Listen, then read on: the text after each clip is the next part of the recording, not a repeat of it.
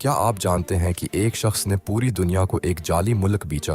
1830 में Gregor Mac Gregor ने यूरोपीय सरमायाकारों को पुआइस की जमीन बेची। वो खुद को इस वसत अमरीकी जन्नत का शहजादा कहता था।